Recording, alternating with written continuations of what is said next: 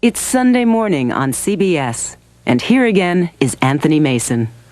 Well, you've heard a lot about Walter Cronkite this morning from his friends and colleagues and admirers. Time now to hear Walter Cronkite's story in his own words, as told a while back to our own Charles Osgood.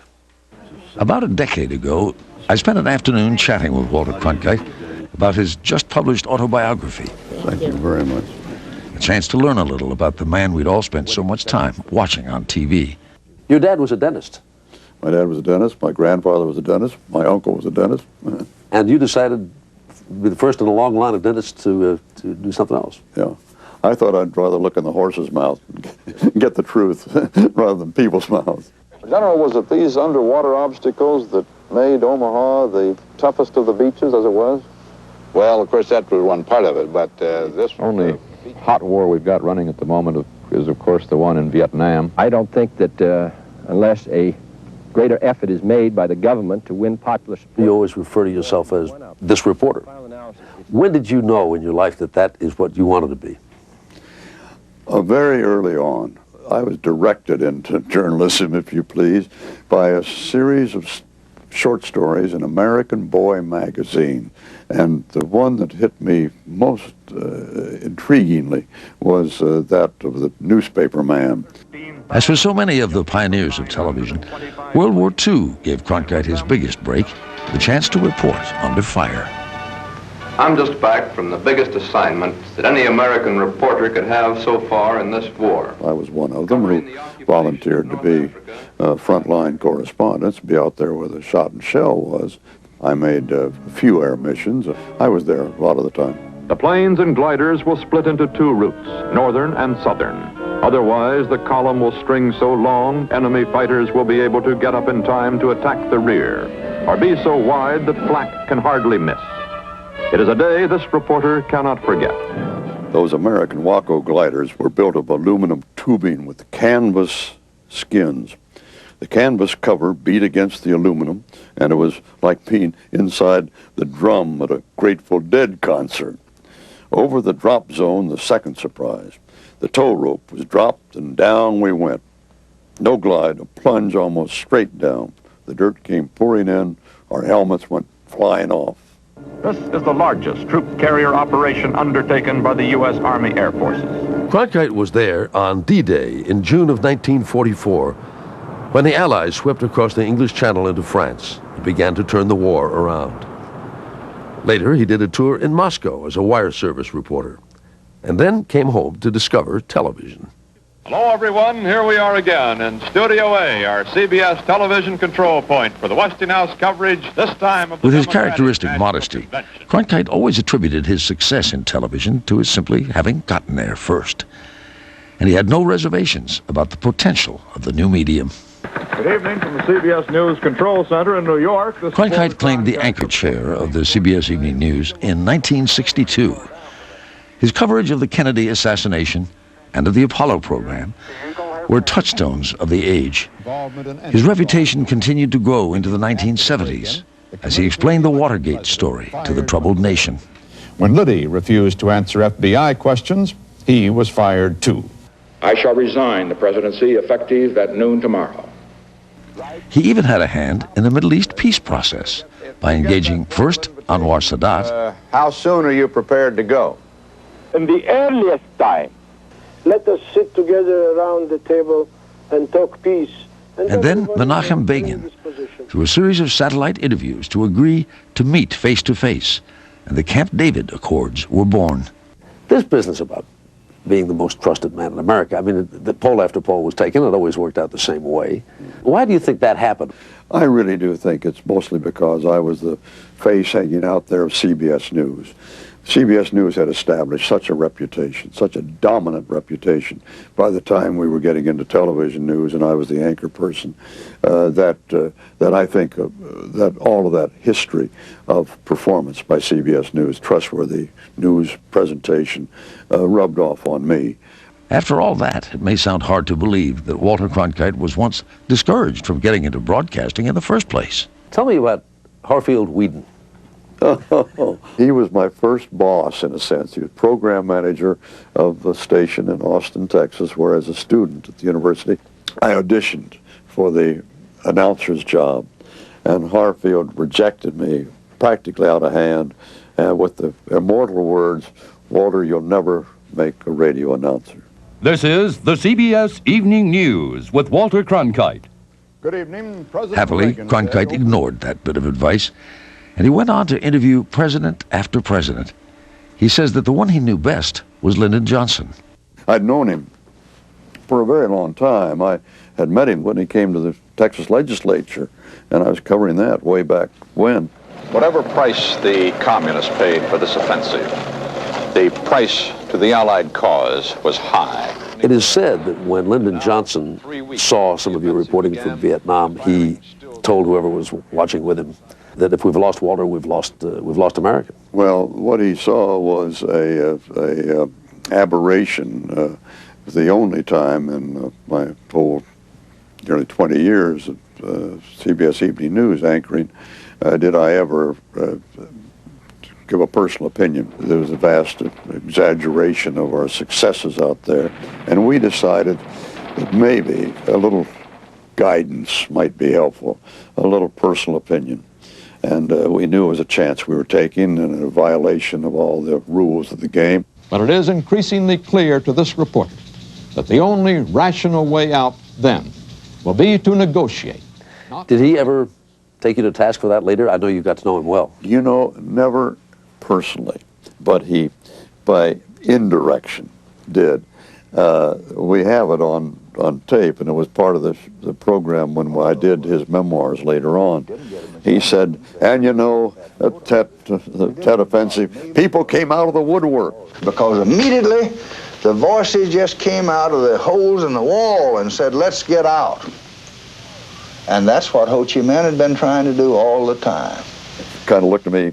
People came out of the woodwork and criticized our offensive, which obviously was a little bit of finger shaking right under my nose, but without naming me specifically. More than once, Walter, it was suggested to you that you should have run for office and indeed possibly run for president. Were you ever tempted to do that? No, I was never tempted. And I hope the day never comes when a nationally prominent anchor person or reporter on the air is tempted to run. Because if that ever happens, the public will have every right to question every other news person on the air as to whether they have in the back of their mind political objectives and therefore are skewing the news to build a platform for some time in the future. And that would be a terribly dangerous situation, just one more nail in our coffin of believability. Talked a lot about responsibility and what a reporter should do. This business is also fun, isn't it? But did you not enjoy all these years of being a reporter? Oh my gosh, enjoyed immensely.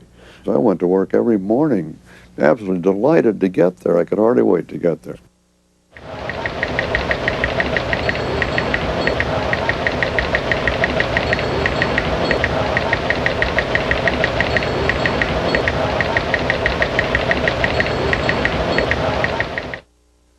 Walter Cronkite was the public face of CBS News for decades, and he remains a source of pride for all of us at CBS to this day.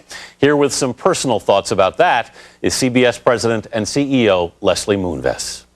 Many years ago, when I first became president of the CBS television network, my secretary buzzed me, and she said, Walter Cronkite is on the phone. I was thrilled. I knew I had finally arrived. I was talking to a legend. I was talking to Babe Ruth. For many years, on the 19th floor of BlackRock, CBS's headquarters in New York City, Walter and I shared a floor. A couple of times a month, he would walk down to my office, or I would walk down to his, and we'd talk about the network news, the network, life in general. What a great guy. There's a reason Walter Cronkite was the most trusted man in America. He had honor, he had integrity, and when he spoke, people believed him and they listened to him. I am so proud that Walter Cronkite represented the CBS family.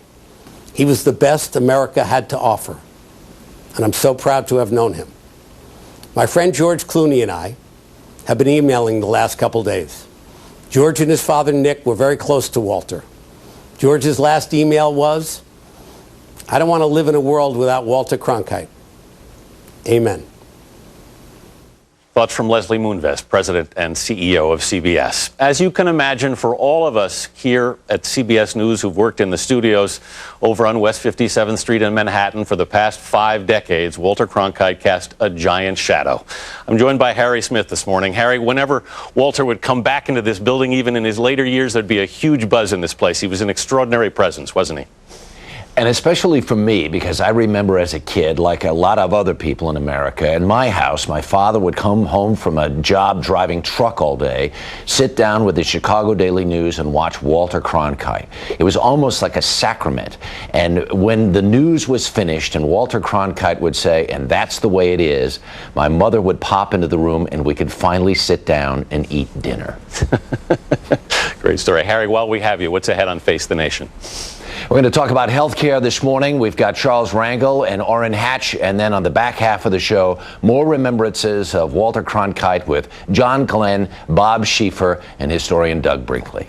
Harry Smith, thanks. And ahead now, here on Sunday Morning. They didn't call Walter the most trusted man in America for nothing. Singing his praises. The headlines say it all. Walter Cronkite's death has touched millions of people, both within the news business and without. Many have spoken of their admiration for America's anchorman. We want to take a few minutes now to share some of their thoughts with you, beginning with President Obama.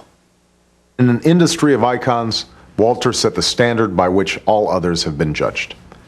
He was there through wars and riots, marches and milestones, calmly telling us what we needed to know. Good evening. He was an anchor in every sense of the word. He kind of put things together, made sense of this crazy world around us. And you're going to do your damnedest to give your very, very best to prove to Walter that you belonged as a correspondent for CBS News. From Dallas, Texas, the flash, apparently official, President Kennedy died at 1 p.m. Central Standard Time. 2 o'clock Eastern Standard Time, some 38 minutes ago. He handled it as a human being first and an anchorman second. And I think in times like that, that's what you want. Walter Cronkite was the person who connected us all on that day. Walter became not only everybody's anchorman, he was everybody's minister, priest, and rabbi. He calmed America down. You really needed a voice of calm and professionalism and accuracy. And America got that on the evening news with Walter Cronkite. And I think that the day President Kennedy died was the day that television news, as we now know it, was born for all intents and purposes. And Walter Cronkite was a very important part of making it so. It established that when momentous events occur and the country is deeply shaken, they gather at the television set. That is sort of the national meeting place. This evening we tell the story of America's biggest civil rights demonstration, how it began, how it went, what it accomplished. He changed the history of the war overnight because it was, for that time period in general, a young person's protest. And it became everyone else's wrong war at that point. Here was the most trusted man in America saying this war is not right. It is remarkable that one anchorman, one reporter, one journalist, whatever, could really affect the political fate of the country. But they didn't call Walter the most trusted man in America for nothing. The other side of the man is if you see him on a boat, get the other side of him. There's something kind of, he's an explorer on that level. And I think that's why he loves the ocean and being at sea and all of it. 10, 9, ignition sequence start.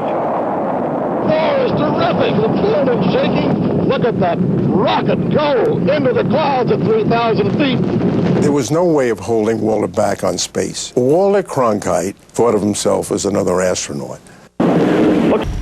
I'm Anthony Mason. A reminder that CBS News is presenting a one-hour special about Walter Cronkite tonight at 7 p.m., 6 Central. And we hope you'll join Charles Osgood back here next Sunday morning.